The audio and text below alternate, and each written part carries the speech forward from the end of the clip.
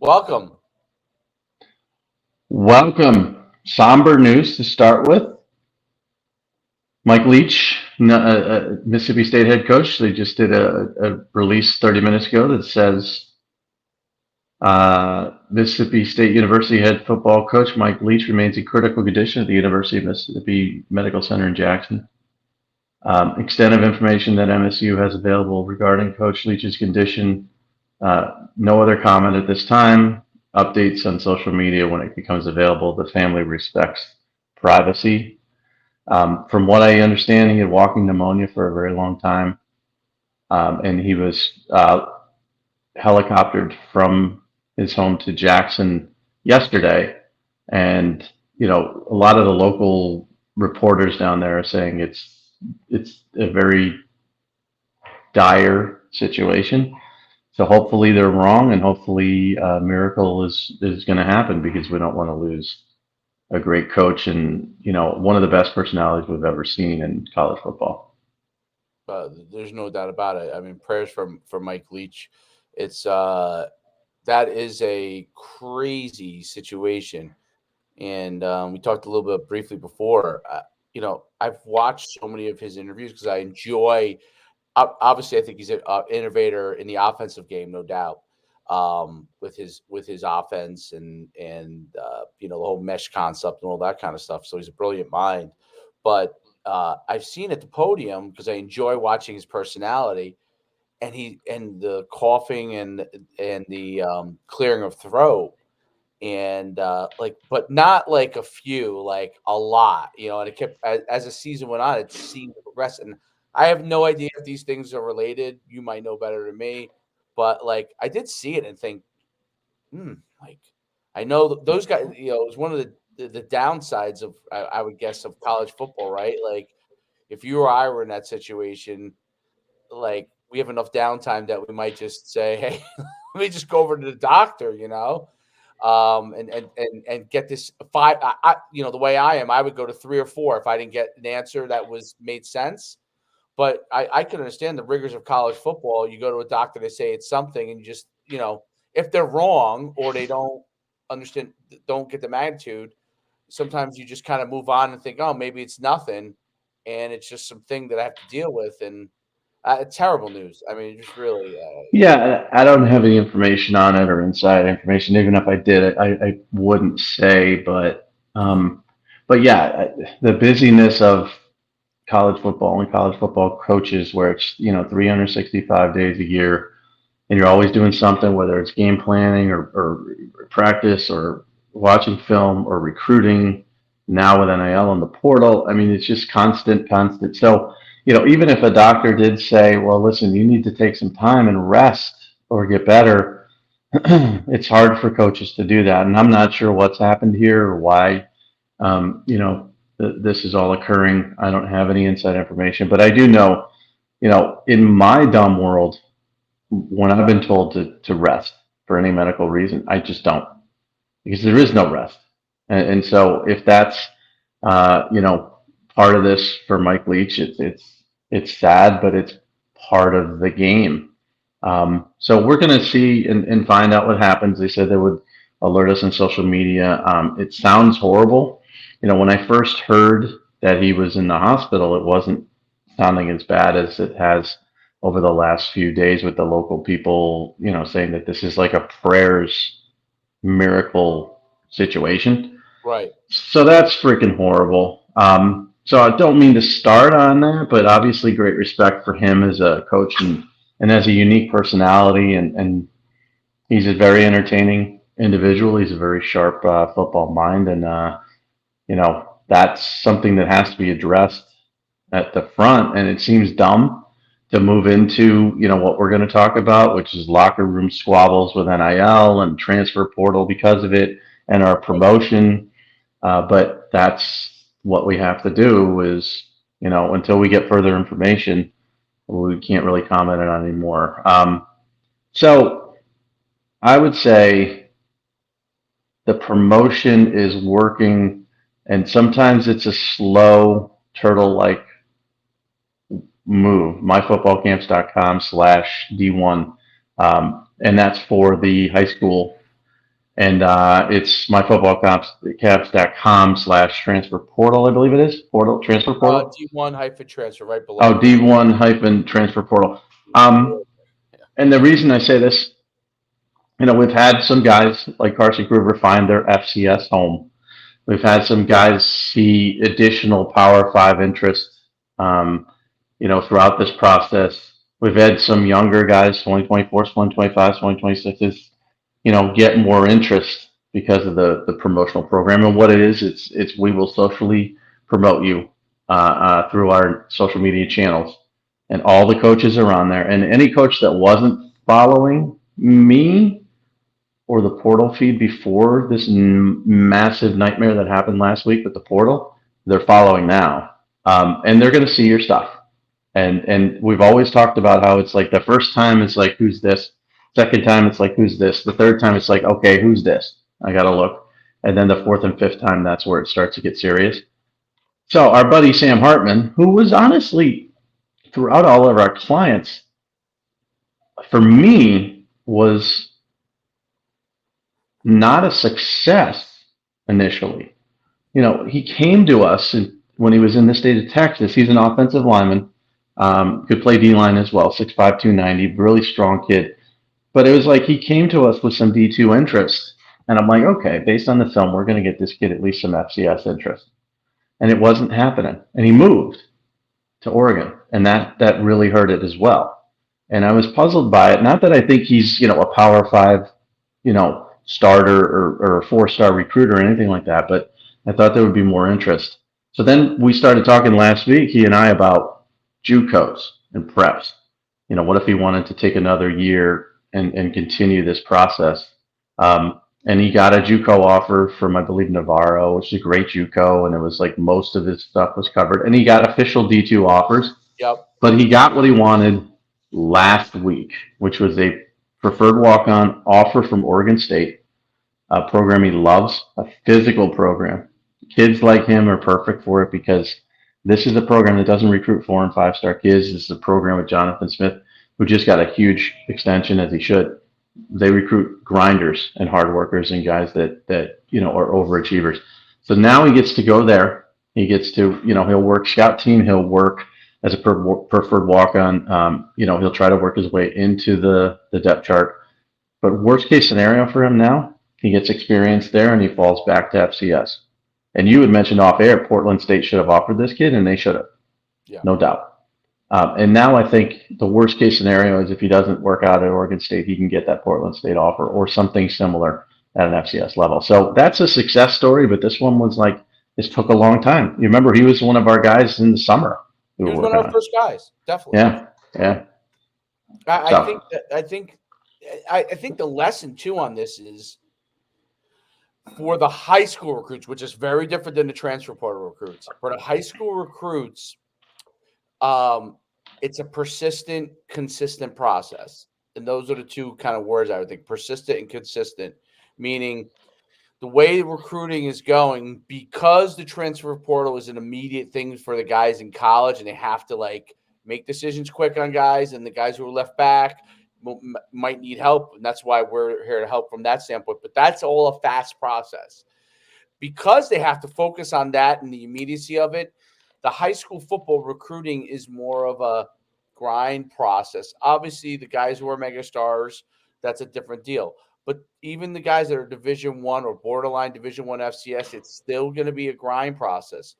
And I have a kid that plays for me and on our Boardwalk Beach 707 club, the New Jersey Player of the Year, Michael Ford. I don't know if you've heard of him, but he's the New Jersey Player of the Year this year, 2024.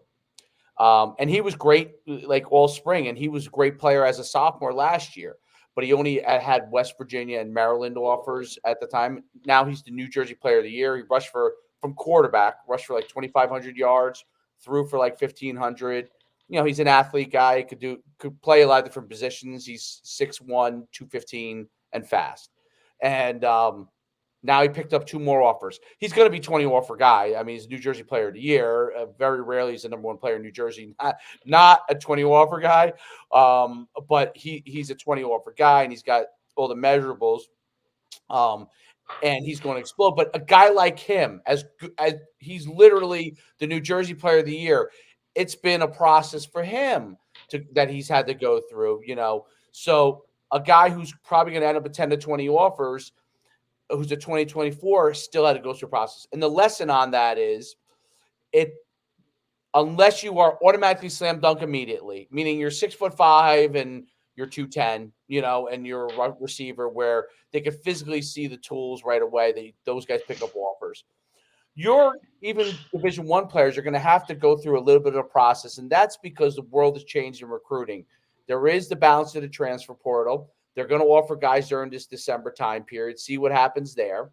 They're going to offer at the high school level slam dunks, but then you're going to get into the process where there's going to be the grind on some of those guys that are going to get offered over a period of time at the high school recruits. That's just the reality situation because they're going to hold back a few scholarships for the spring on guys that they're going to, some guys are going to end out of spring ball, leave their team. They're going to pick up a few transfers filled up with that. So that's just kind of the nature of it. And the reason why I kind of went through that process is because it's okay. That's one of the things that like we want recruits to know. It's okay. And in this world, getting someone that can help over time in the right way, like we're doing with social media promotion, which I think is really the way to go. Like it's just that's where everybody is. That's where everybody's going to be. And especially on Twitter, even though obviously we utilize all the platforms because we hit everything, but especially on Twitter, if you think about where guys in their 30s and 40s and 50s are going to live, it's going to be Twitter. Like you're not going to have 50-year-old guys checking Instagram constantly. They'll have the grad assistants doing that, but Twitter really helps a tremendous amount because those videos get out there and they all follow us on there. It's funny about Instagram though. I get more complaints from coaches about stuff I put up on Instagram than I do on anything else. That's interesting. Really? I Why? know because it's a younger person's demographic. I mean, it's it's 15 to 25. Yeah. So when I put something on Instagram, I feel kind of safe sometimes because I'm like, there's no way a 50-something-year-old head football coach is going to see this. And then all of a sudden, and I don't think, like to your point, I don't think they're on Instagram, but I think someone is. Their GAs are, and And they're then they'll see it, and then I'll get a screen grab of what I put up, and then a complaint, like why'd you do this? Thought we were boys, thought we were friends. I'm like, we're not friends. If we were friends, you would have hired me or given me some of your millions of dollars, Mister. Just got a $10 million freaking contract. If we were boys, we'd be hanging out. And I'm a media member. I speak what I speak, and you're a coach, and you have to deal with the good and bad of that. So it is funny because Instagram is like one of those things where it's monitored very closely. I don't think TikTok is as much yet. it will be. Yeah. TikTok is more, you can certainly get a video to get a lot of attention on TikTok, go viral on TikTok, then be pulled from TikTok to Instagram or to Facebook or to Twitter. Correct. And so that's why TikTok's important. And you have a ton of followers on TikTok. And we do that because, that's where you can go viral more so than Instagram or Twitter. But Twitter is definitely, it's our sweet spot. It gets attention, but nothing is guaranteed for anybody. If you have, 30 offers, you don't need us. If you have no offers, then you do. And sometimes if you have 5 offers and you want 10, we can certainly help that. Drucker Meese is my example. That kid is just Right. rolling through offers. I mean, rolling. Well, a Jaffe is another one. Yeah. So, I mean, those guys, came to us and they already had their secure full scholarships offers and they wanted more. Or sometimes they want to increase their notoriety in the recruiting world. Rankings are often important to, kids, and to parents and stuff like that. And they want to raise the attention of their son who's, getting 5 offers, but they feel he should be a 30 offer. So that's good for them as well. And then there's the opposite, which is, the guys who have no offers, no interest. If this program were, available last year at this time, which it wasn't, and Sam Hartman came to us last year at this time, and he couldn't have. But if he did, I think we'd be talking about an even better situation for him. But the fact that he went from nobody had ever heard of this guy, ever. I'd never heard of him. When his order came through, I had to research and look him up, see who he was, what he did. Nobody knew about him, and he's a 2023 that we got in the summer, which is late. For him to land at a Power Five school and fulfill that dream is awesome. So he's a success. There's no doubt about it. Absolutely. And it's amazing one by one, right? You got Kruger, you got if we point to like immediate success stories that actually have tangible stuff, right? You got Kruger, you got Hartman out, you have obviously Parker Meese and Jaffe, right?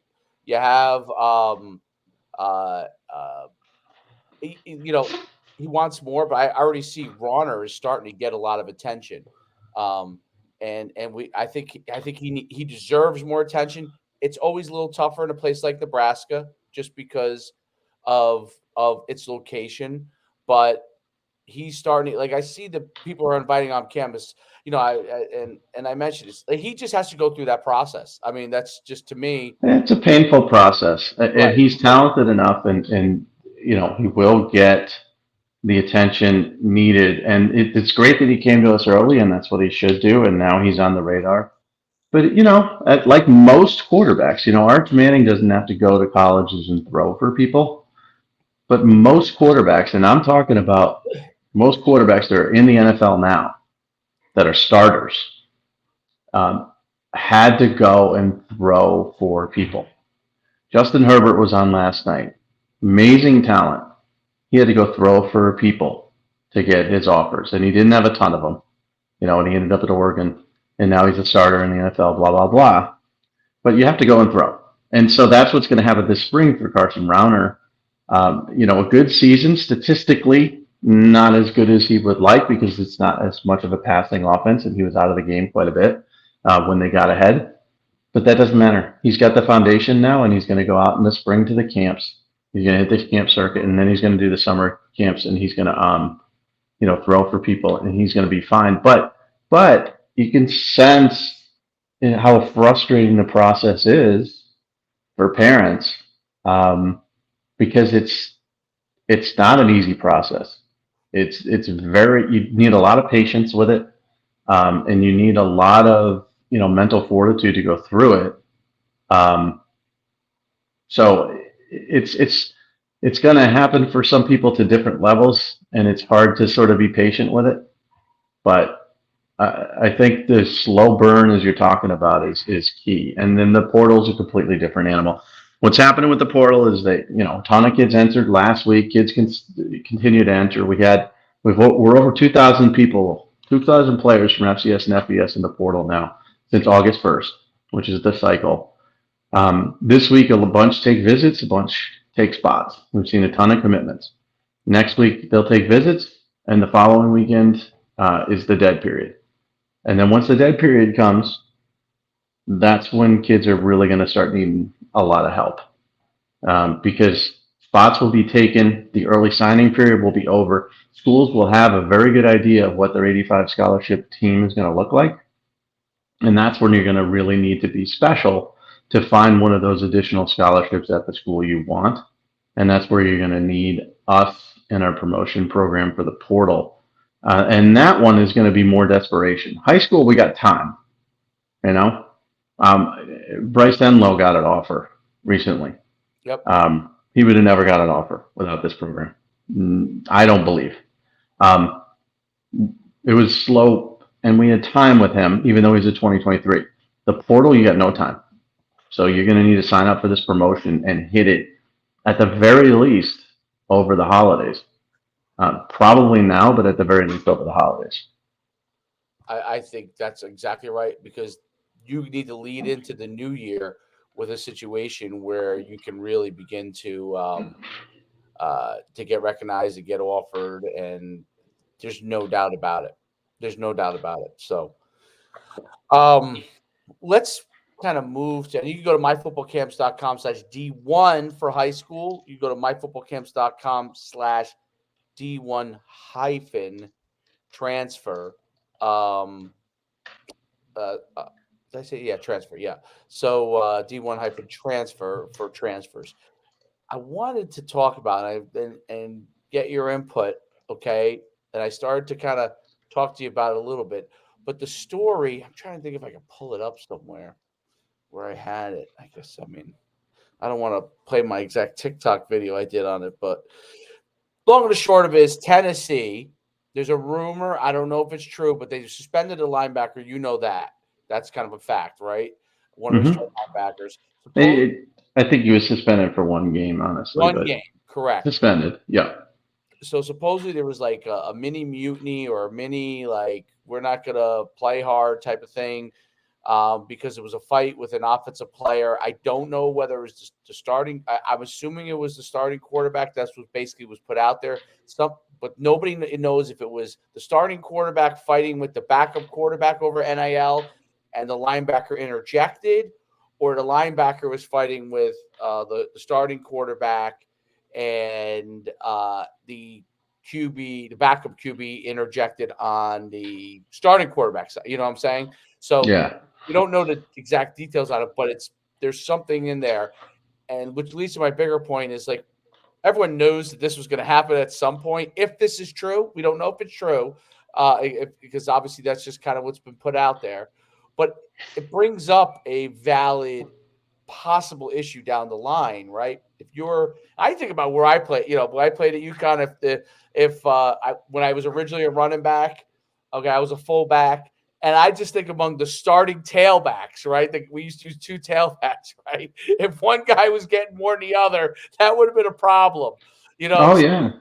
yeah, I Yeah. just remember being in the running back room, and then when I moved to linebackers, are very. When I moved to linebacker, that was a totally different them. We used to when I became a linebacker from being a fullback, running backs were the prima donnas. Whether we were full, even the fullbacks were more prima donna-ish than the defensive players. When I moved to defense, we were almost resentful to the offensive players in the sense that they would get obviously the interviews, and we were doing a lot of the hard work, right? So it's interesting that this happens because it brings up a point where is this going to continue to be an issue? If even if I'm getting 20K, but you're getting 100K or you're getting a mill, and it's not an issue if everything's going well, but we lose a game. Let's call that. This is when these things happen, right? We lose a game. You go up there. You had a bad game. You're getting a million. Uh, Me as the defensive player, pissed off because you had a bad game. Now I say something to you. You say something back to me. There's a fight, right? I'm getting 20K. You're getting a mill, or you're getting a half. I mean, I don't think Hendon Hooker is getting as much as the guy that's going to come in. Nico, I might, Right. but he's probably getting some because he had such a great year, and I'm sure Sure. giving him stuff. I think That he signed with. I think he signed with the Mustard. Because remember the Vols fans threw mustard canisters at Lane Kiffin, so I think he signed a really lucrative deal with Goldens, oh, which cool. is funny. But That yeah, is funny. Hooker's making money. Yeah. Yeah, yeah. So I think that's an issue that is a it brings me to the staffing thing. So people were like, "Hey, there should be an NIL staffing group." Now people are starting to bring in staff there. There should be a transfer portal staffing group, right? I don't know where the rub meets the road on these things, but the truth is these are pro organizations. We can call them in the NCAA. They're in whatever league they're in. Okay, you can say whatever you want even though it's a college, these are pro organizations. And in a pro organization, you have person in charge of sponsorships, right? The person in charge of personnel, the person in charge of marketing, the person in charge of player development. All of these things throughout the organization in the NFL's case, $1 billion enterprise. In college football case, $500 million enterprises. Not a billion, maybe. Some might be on their way to being a billion, but $500 million enterprise, right? So They have to have staffs in those situations. And there's no doubt in my mind that nobody is equipped at all levels to be able to handle these kind of things. No, not yet. And I don't know, budgetary, but there's still schools digging out from COVID. We hear about these TV deals and how much money there is and all that stuff, but you got to remember that a lot of that is allocated to the university, and it depends on the university as to who's putting what back into their program. Um, I think it's a situation where can you afford enough staff to handle this, and do you want to build that out the way you talked about? I think with the portal, it's important to have a staff that focuses on that and a separate staff that focus on high school recruiting because they really do end up merging. If you have one staff, they're going to be scrambling through the portal entries of FCS in late November, FBS in early December, and trying to get a head start on 2024 and close out 2023. Now, a separate NIL wing is necessary, but I don't think even that's going to help the babysitting issues that are going to have to occur because anytime there's a discrepancy in salary, there's resentment. Even when things are going well, team unity is very hard to keep constant. Working at a large company, obviously myself for many, many years and making more than everybody else for many, many years, there was always, resentment. There's always undermining. There was always attempts to diminish out of jealousy or whatever the deal is. People who make less are going to try to bring down people who make more. And it really defeats the team atmosphere. Now, you're going to have team players. I'm a team guy. I'm here for the team. And that's legitimately true. I don't care that I'm making, $1 million less than the quarterback. And I don't care that I'm a wide receiver and I'm making him look good by making great catches. I'm a team guy. You get those people, but human nature says there's going to be selfish people, and those selfish people may be resentful of somebody else making some more, especially if they don't perform. Now, Heinenoker had a great year, tremendous year. The only downfalls year the offense had this season was truly the Georgia game. I mean, they lost to South Carolina, and the defense was horrible, and the linebacker was suspended for that particular game. But it wouldn't have helped. I mean, the defense was awful. They got carved up. Hooker got hurt in that game. But the Georgia game, your number one team in the nation, you go into Georgia, biggest game of everybody's lives. The offense doesn't perform very well. Maybe the defense feels they're keeping it in, keeping them in the game, and resentment ensues after your first loss, and maybe you get a situation like that. It's going to get worse because we haven't even scratched the surface of NIL yet. The Nico Imalea, those offers, $8 million, it's made up garbage. He's not guaranteed $8 million. There's no $8 million high school quarterback. There's no company or booster club out there that's that dumb to throw that much money at them, unless their name's Arch Manning, unless they have a huge national brand to that level where you're the nephew of two Hall of Fame quarterbacks. But there's a lot of money. So, for example, Cormani McClain is a cornerback who was supposed to go to Florida. He ended up going to Miami at the last second, and he hasn't signed yet, but he committed to Miami for a better NIL deal. When he was about to commit to Florida, the sources told me the inner workings of Florida for all those D-backs were, where's mine? This kid's, rumored to be making, whatever it is, $1.5 million. I've been starting here for a couple of years. Where's my money? And so those type of rumblings occurred. Then he goes to Miami, and the D-backs there all suck. They really do. There's not a good one that I've seen. And they're all like, where's my money? So the answer to them is go to the portal. You don't deserve money. You stink. But the Florida situation is like, okay, you're pretty good. We don't want to lose you to the portal. How do we handle this when this kid's rumored to be making this much money? Do you tell the DBs he's not making this much money and sort of give the details of his actual deal? Maybe, but they're not going to believe you. They're going to believe what they read. And then you're going to have a divided room where a guy like that could come into a D-back room at a school and instantly be resented and thought of as a hotshot. That happened before NAL with the 5-star kids, just because of rankings. Now it's even worse because they're making money. So this is going to continue, is my opinion. I think a couple of possible solutions, and you mentioned it, I think last time, was the GM role, which I think Vanderbilt does with Barton, if I'm not mistaken, with Barton Simmons. I think he's quote unquote a GM, right? Yeah, similar. Yep. I don't know what. Player personnel guys now are GMs, so to speak. Right. I guess it's like a player personnel on person on steroids, right? So is called a GM. Now I don't know exactly what their roles are, but I'm using GM as the term here.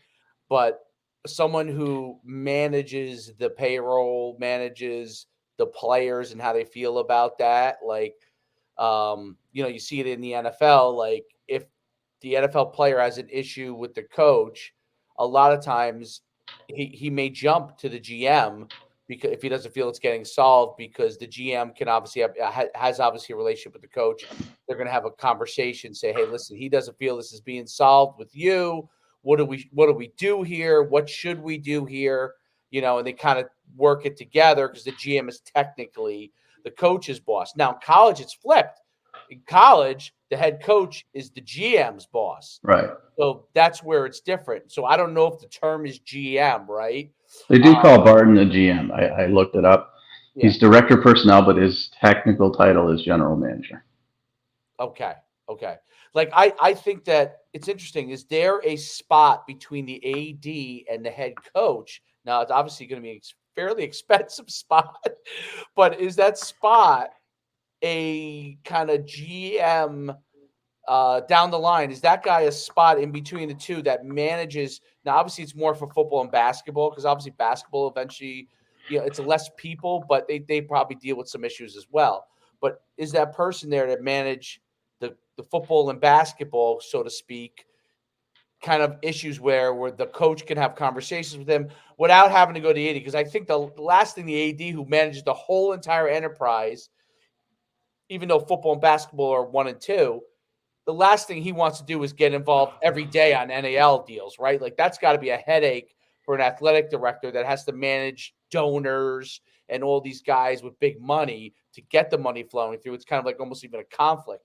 Is there a need down the line for that person kind of almost, I don't know if he's over to the coach or lateral to the coach, but someone who manages that, right? Because it's almost like the AD and then there's a huge gap to the head coach. You know what I'm saying? It's like I'm not a huge structure person. Obviously, I run my company flat, right?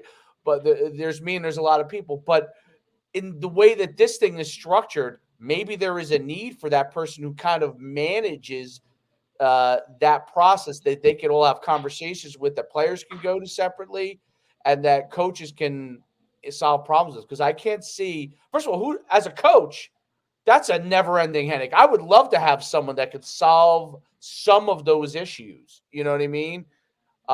Where we're like, hey, this is the guy's issue, and he feels comfortable going to somebody else besides me, who's going to dictate whether he plays or not. Right? You come to me, and I'm the head coach, and you're causing a problem. There's a chance that could affect your playing time. But that GM, that may not be the case. Yeah, I think you're going to start seeing a lot of things staffed out in that manner. Um, again, can they afford, can you put a guy making 80 grand a year in that situation? Will you be able to afford somebody who, can do that? How much is he going to get paid? Where does he fall in the hierarchy? You have your recruiting personnel guy, you have your NIL guy. Who's above who? Are they equal? And how do they report directly to the head coach, who reports to the athletic director? But oftentimes the athletic director reports to the coach. Where that's the coach is obviously 10 times more powerful than the AD. All these things have to be worked out, and the only way to work them out is to do it by experience. You have to have these locker room fights and these disagreements to learn how to best handle it, because you're going to get true valuable information from hearing what this guy's saying, what the linebacker's saying, what the quarterback's saying, what the witnesses are saying to this, that, and the other, and how do we avoid this from happening in the future. And you're not going to do it right away. You're going to make mistakes, and it's going to be growing pains, and it's going to take a long time to figure that out. But locker rooms are going to become more. They're going to become more divided before they become less divided. I mean, this is going to get worse, and it's going to be a situation where you could have an argument like that, and a kid decides to tweet out, "I'm jumping in the portal" when the window occurs. And we talk about this window, this 45 days. You have to wait until after the conference championship games in December to do that. But you can announce it at any time, and you can also change your mind prior to the window. But I think you're going to see a lot based on what I see from a generational difference.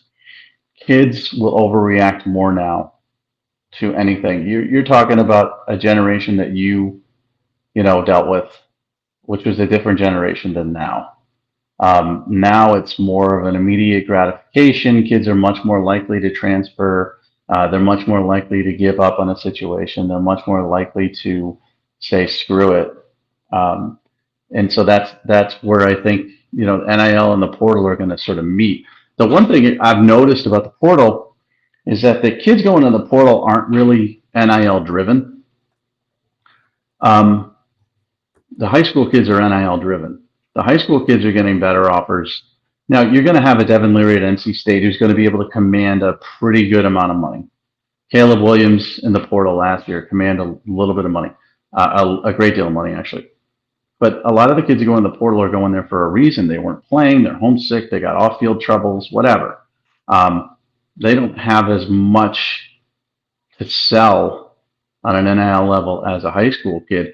So the funny part about this is if you go into the portal without NIL or without that as being, a big factor, you go to a place and you're starting ahead of a high school kid who's got an NIL deal that's making much, much more than you, who's 3 years younger than you're going to be pissed.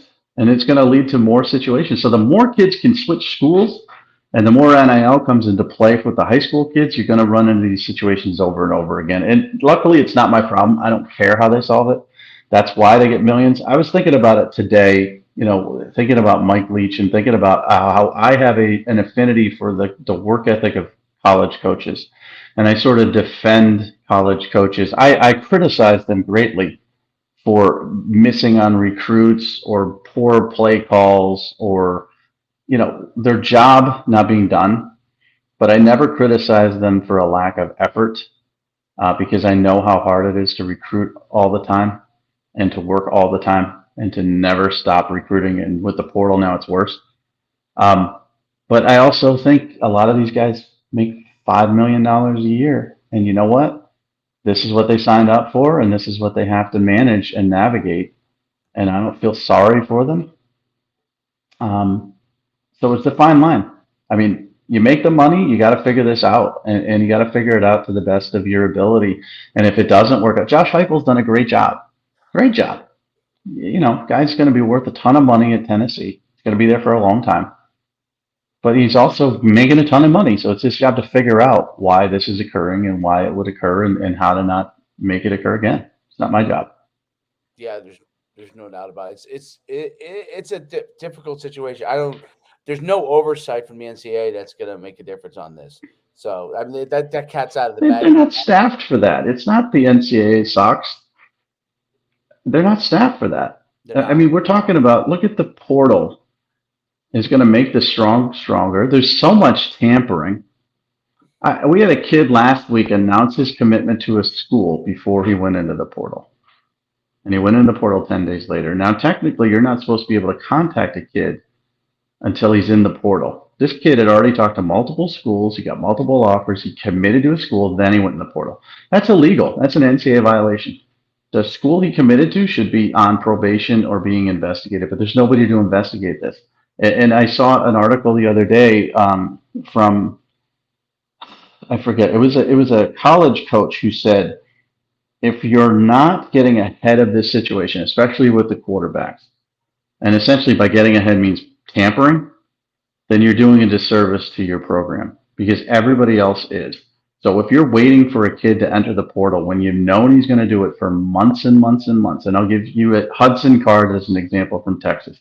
We've all known when Quinn Ewers transferred to Texas, he was on portal watch. He didn't go in that time. He didn't go in this season, but we all knew he was going into December. We've probably known that since last summer or last spring. If you're not tampering and talking to that kid ahead of time, then you're not doing your job. And the NCAA has no way to stop it.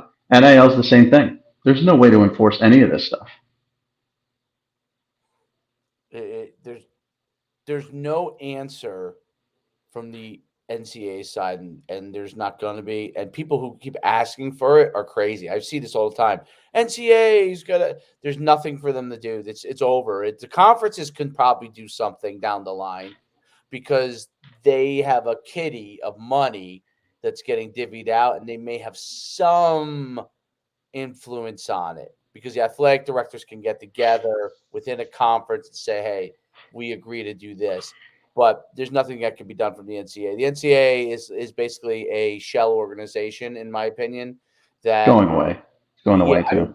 it probably works for FCS D2 and D3. It probably works there, but at the No, highest level, yeah, it's there's going away. And either it's going to become a massive corporation that oversees all of this stuff and run like a business, or it's going to be conferences or individual businesses. So the SEC does business their way, the Big Ten does the business their way. But that's a good way to police it. Now, it's not a good way to police it between conferences. If the Big Ten's tampering with a kid in the SEC, what are you going to do?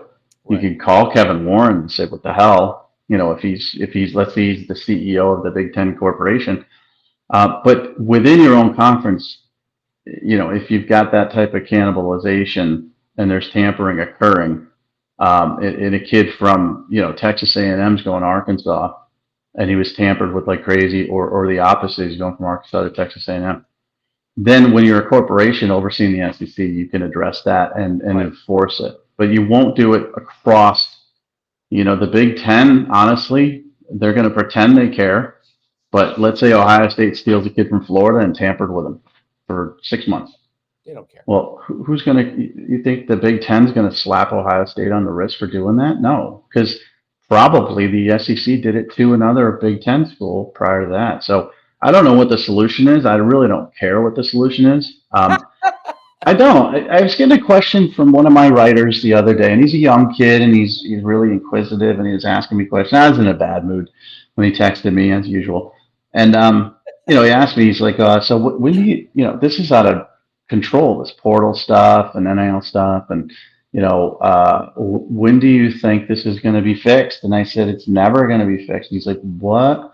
And I said, "It's just never going to be fixed." He goes, "Well, how long is the NCAA going to last?" I go, "Not long, but it's going to be a few years before they're disbanded. And then individual corporations will probably propped up for the conferences, or you'll have one, massive corporation overseeing all of them. But it's not going to change anything." And he's like, "So you're saying to me college football is going to be an absolute mess forever?" I go, "Yeah, it is, because you brought in free agency and now pay for play, and you don't have a collective bargaining agreement. You don't have an NFL, type of a corporation status. You don't have everybody moving in the same direction. And I don't see that ever happening. I don't see them ever being able to prop up, the CFFL, the College Football League, where it's a national conglomerate with players associations and free agency deadlines and salary caps and all that stuff. How are they ever going to get that done when every entity, the NFL owns 32 teams essentially. The owners own the teams, but 32 teams are under that NFL umbrella, all of them equal. The Texans may suck and the Cowboys may be worth the most money, but they're all under that umbrella equal.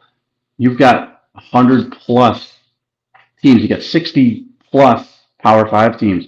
How are you going to manage that under one umbrella when they're all doing different things and they're all fighting for their own agenda? The issue is you brought it up really well. From a business standpoint, the NFL is the corporation and they are franchises that they've sold. It's a Right. franchising business that they sold in each state to these. Chick Fil A. It's a Chick Fil A. Chick-fil-A model, right? And so they've sold these franchises, okay? And it's probably even more McDonald's than for Chick-fil-A because Chick-fil-A has a little more kind of daily say on everything, maybe more McDonald's, but it's the franchise model. The the Colleges are individual corporations. They're their own corporation. So each one of these are individual corporations. So it's Mike Farrell Corporation, Dave Schumann Corporation, John Smith Corporation, all being loosely operated by a separate corporation that really has no control over them. And then the third part that makes it unique is there's another entity, which is the Big Ten Conference, which is a corporation that they're a member of. So they have a membership fee that they pay to have comparable principles among all of the individual organizations. To make that like the NFL, a franchise model, is so complicated and so difficult to get. Why would anyone, if I was Ohio State, I'm already giving money to this membership that I'm getting money kicked back to me. Why would I want to pay a franchise fee now to another organization and have to give, I don't know, 8% of my income or 10% of my income to that organization so it operates as a management tool of me? No, I don't want any more management. I'm already doing less management. No one's ever going to opt for more management when they have less management already. It's impossible. You know what I mean? If you're Texas or Ohio State or Georgia or Alabama with $1 billion enterprise, I'm already giving money because of TV away to the conference. I'm not going to give any more of that money away to anybody else. I just don't see it, you know? Yeah, and it makes me think of the Securities Exchange Commission and stock market and corporations having to be overseen from a legal aspect to protect the consumer, which is a federal government funded situation. You're not going to get federal funding to oversee college football, even if it is a business, even if the consumer can be hurt or jilted or taken advantage of. But they're never going to treat this as a legal entity in that respect. That's what Emmert wanted. He wanted NIL to be government run. He kept praying that Congress was going to look at this thing. And before the states implemented their individual NIL, he was hoping that they would come in and there would be national implications to NIL that's where you could get a government instituted cap on the amount of money kids can make per state, this, that, and the other. The federal government looked at it and said, no, we don't need this problem. This is your problem. You figure it out. And that's when he resigned and he came up with no plan. I mean, him and Bosley had a plan. It sucked, but they had a plan in place for NIL. They scrapped it. Emmert quit. He didn't quit that moment, but he quit. And he was kind of run out. And it was like, okay, NIL's here. I forget what it was, July 1st, I think it was. NIL's here. Everybody's free to do whatever they want. And that's kind of where we're at now. So it's never going to be governed from a government standpoint, which is why we are protected from, Ponzi schemes and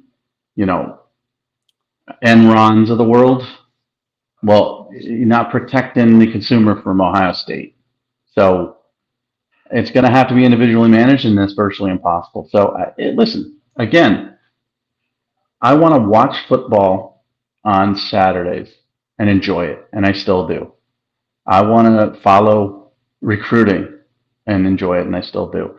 The portal, it's an adjustment. Now 25% of kids are projected to be starters next year from a different school. That's 1/4 of your roster is going to have a starter from a school where it didn't start with. Okay, I can adjust to that. NAL, I don't give a crap about. I don't care what Caleb Williams is making. I don't care what he's selling. If he wants to paint his fingernails for a gas station or an oil company, I don't give a crap. And that's great for him, good for him. But I don't want to hear it. I don't care about it. It doesn't matter to me. It's going to affect recruiting in the portal, but that's not my problem. That's the problem of the coaches. So Cormani McLean, whatever Miami did to get him to come off of his favorite school to Florida to go to Miami, and now there were rumors this weekend Alabama was going to come in with a bigger offer. Good luck. Good luck. If he's very good. He's my number one cornerback in the country. He's a top 10 player in the country. If he's worth it, have at it, but good luck because any kid who is NIL driven is going to go to that school and he's going to have his hand out within 3 months, or he's going to want to transfer because he ain't playing. I'm making all this money and not playing. I want out. Or I'm making all this money and I'm starting as a freshman, but I was told by my uncle Billy I should be making more money. Where's my money? And then all the kids in that defensive back room are going to be like, this kid's making that much money. I made 6 tackles in this game. He made 2. I got a pass deflection. He got burnt. Where's my money? And so good luck to college coaches in dealing with that garbage. But I don't care. I don't want to hear about it. I don't want to hear anything. When I see these Nico deals and this Jaden Rashada kid who committed to Miami initially and then flipped to Florida and all these NIL deals, it's $5 million. I don't care. Couldn't care less. Make all the money you want. I'm not resentful towards you for it. Oh, yeah. But that part of it, I don't care. And I really don't care, honestly, what Dak Prescott makes per game or that he's a $40 million quarterback. I mean, when he sucks, it makes me think, wow, you're paying $40 million a year for this guy. But that's not my money, and I don't care. What I want is the Cowboys to win, Yep. and I want to enjoy football on Are Sundays, you a and I Cowboys can fan? do that. Yeah, I'm a Cowboys fan. I am too. Yeah, I've been a Cowboys Hopefully we fan. get along. Well, I'm a quiet Cowboys fan because they haven't done anything since I know. 1995, you know? And I was I at watched the my game yesterday, and they suck. They suck. They haven't had a good quarterback since Aikman because Tony Romo is a stat stuffer, and he sucks at the end. And Dak Prescott's a stat stuffer, and he sucks at the end. Tony You know, Romo's a great analyst, though. great analyst, and he's going to make more money as an analyst, and so is Troy Aikman, than they ever did as players. Yep. But he's not. He was a good quarterback. Don't get me wrong. Right. He But wasn't. he was not. He was frustrating as a Cowboy fan because I always felt, in the end of the regular season he was good, and then when he got in the playoff, he sucked. And Dak is like, I don't know what I'm going to get from Dak. They were favored by 17 yesterday, and I'm very into, gambling lines and sports gambling. I do a podcast on the weekends about college football gambling and stuff. And I'm very, but I wouldn't lay 17 for the Cowboys against a 1-11 Texans team because Dak is good for potentially 2 horrible, dumb interceptions every game. And I really don't know what to expect. When you watch Dak and Romo remind me of this in a different way too, you keep feeling like you see things and you're like, this guy should be an elite quarterback. They do things that you're like, they should be an elite quarterback. And you keep getting this feeling like they are not like getting there. They're just not getting there, which Troy Aikman did. He was like people like it's. I always laugh when people say Troy Aikman. Oh, and well, his era was a little different. Like we ran, Emmitt Smith the ball on a lot of zone and power, and that was the game, right? But he really was a leader. Like I love the back, and you as a Cowboys fan, you can appreciate this.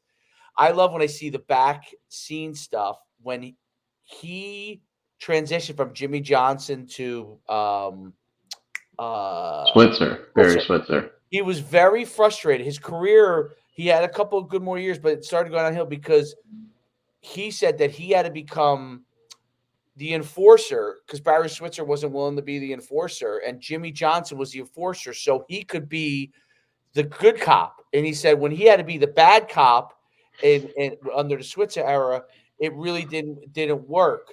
But the fact that he was so cognizant of that, you know what I'm saying? Like really understood the interpersonal dynamics of what made a team good, not just his on the field play, but what the other players needed. Like it's no wonder he's such a great analyst. I mean, he really understands how other guys like what Michael Irvin needed. Like when Michael Irvin, he didn't very want difficult. Michael Irvin in the butt. He wanted to be, hey, Mike, right. I know you did blow this weekend, but we need you this weekend to play well. Right. Right. And it calmed him down because he's a volatile personality. Emmett's a straight up dick. I don't know. He is. Trust me when I tell you. I love. But he was the epitome of a team player. Yeah. And a guy who went out there with a separated shoulder. If you remember that game, it just was amazing in every shape or form. Now kind of a dick. Irvin was just a volatile, he's one of the best blocking wide receivers you're ever going to see in your life, and he's a team guy in that aspect. Oh yeah, But if he didn't get the ball enough, he would become very volatile, and he would get very frustrated and animatedly frustrated in games and on TV. Aikman's very, very smooth. Then you got Dion on that team. You got Charles Haley on that team. You've got some really different Alvin personalities. Harper. You Yeah. have to manage all that as a quarterback, plus complete passes, and be extremely accurate. And honestly, Romo and Dak. I mean, Des Bryant, yeah, he's a headache. Dak, C.D. Lamb, he's a headache. I know just from knowing him in high school. And Zeke's a headache. I get it. There's headaches, but you have to manage all that and be consistent in your play. And that's why Aikman was so successful doing it, because he could command the respect of people because he was tough as nails. I mean, the dude probably had 10 Oh, concussions, 10 concussions minimum. Him and Steve Young, they got their brains splattered so many times. And this was before concussion protocol, before CTE, before anything. You just got your bell rung. You'd be over there. There'd be no concussion protocol. They ask you what your name is and what state you grew up in and all that.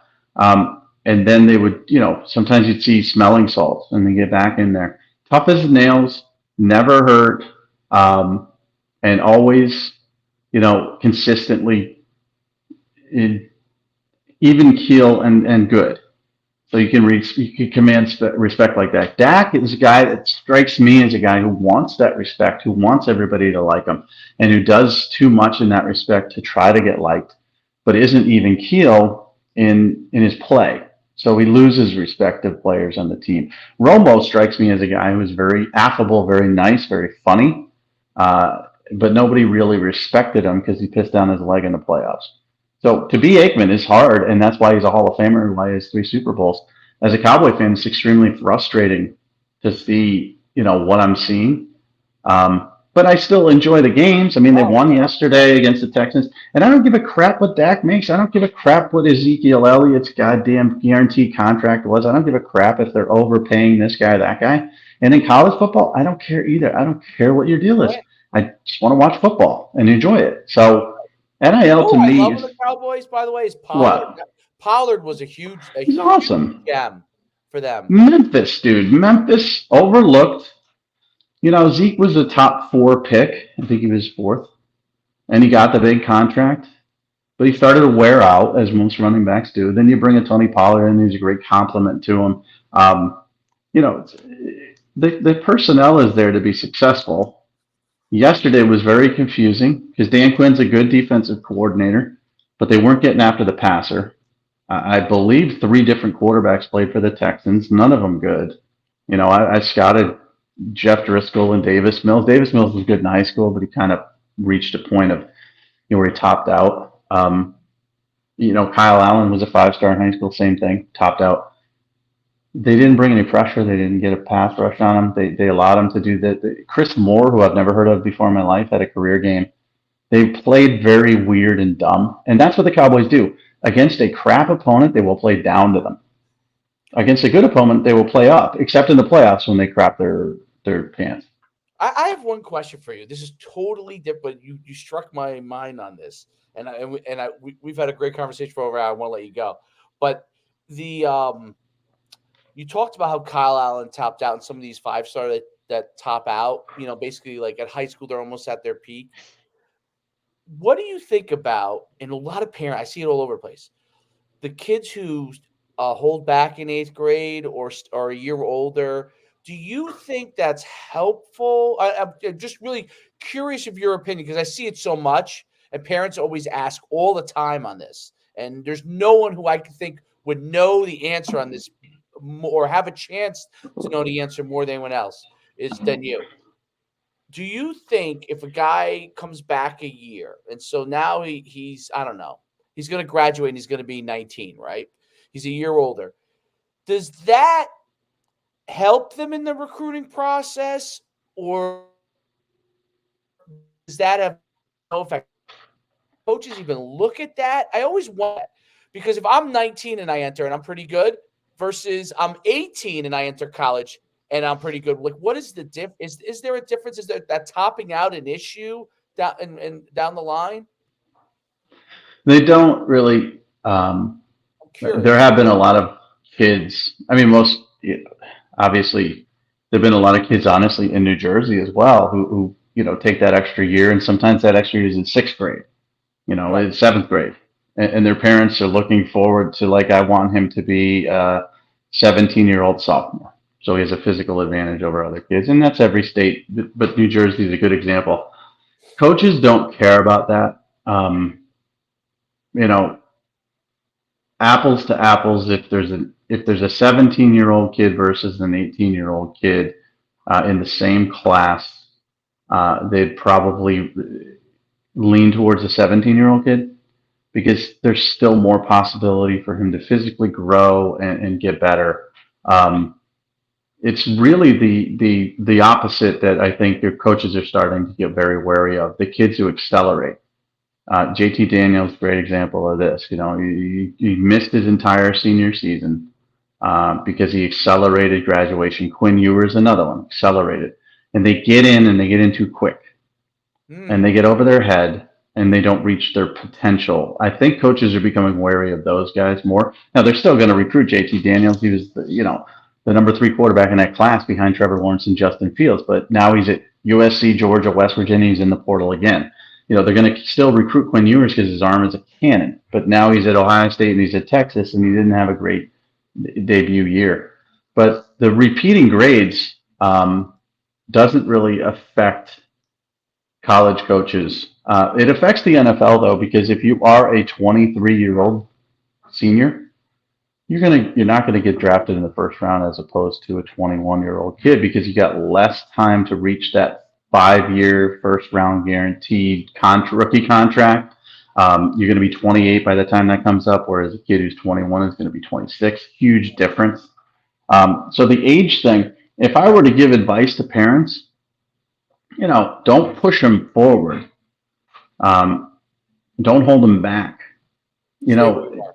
yeah, because that's the thing is like where you are is where you are, and you need to understand for your own purposes in getting better where you are. If you accelerate and you're playing all younger, you're the youngest kid who's playing older kids. That's how it works with the acceleration. Then you might think you're better. Then look at me, I'm playing these older kids, and I accelerated a grade, and I'm still better than all of them. And it may lead to you sort of stunting. The other opposite is if you're 17 and you're beating up on a bunch of 15-year-olds, you may think you're really good and you're not getting a true case of how you are, you know, freshman to freshman in college. You may come out of there and, Jesus, I beat the crap out of all these younger kids because I stayed back in third grade and sixth grade and I'm a 20-year-old freshman, but I haven't played anybody who's my age in a very long time. And here I am competing for a job as a true freshman, and these true freshmen are 18 and I'm 20, and they're better than me. And I never had to step up my game because I had that little advantage. So accelerate, decelerate, don't do either of it. Work at your level. If you're a 2023 kid, stay 2023, work against 2023 so you get a real clear vision of whether you're good enough or not. That's how I look at it. That is that fascinating, fascinating. And I think about the Edmonds brothers. Like when I was an age, I had represented Trey Edmonds, who was the oldest, and he went in as a 23-year-old.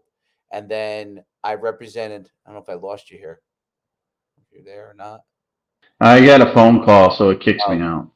so he was 23 when he went into the NFL, but he was not drafted. Then the two younger brothers went in at 21, and the other one was 19.9 or whatever the youngest you could possibly be. Oh, you're talking about the Edmonds brothers from Yeah. Virginia? So Yeah. Trey and Terrell were younger. Terrell was 21. Tremaine was 19.9 or 20. I think he He turned was super, super young coming in the super young. NFL. But the guy who went the highest at the NFL was Tremaine because he was younger and he had the longer upside on the NFL because he was already talented at that level. And Terrell obviously went first round, the end of the first round. Trey, who was also a great player, but he was older. He went in as 23, was undrafted, right? So I thought that they were an interesting family example.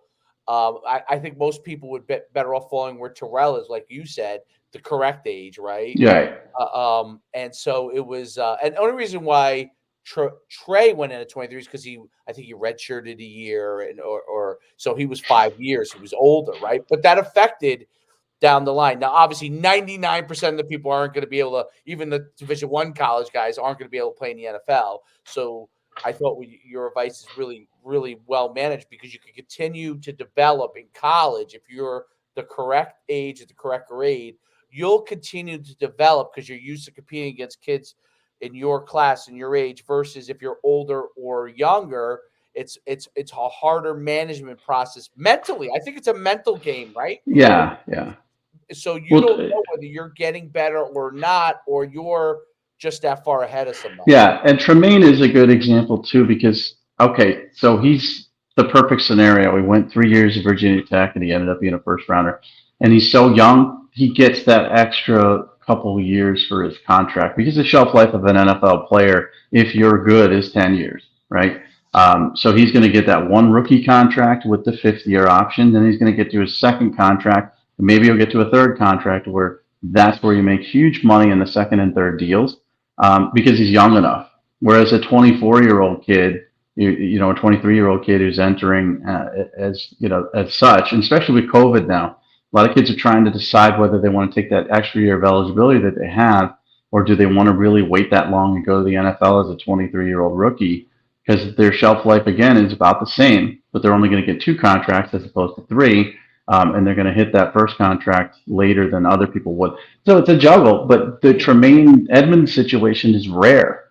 It's Right. very rare. So you could take that 0.0001% chance that you're Tremaine Edmonds and try to, finagle things. You can always finagle things. It's funny because in hockey, you're drafted out of high school or college, and it's based on your birth date. I think it's after a certain day, like it's September or something like that.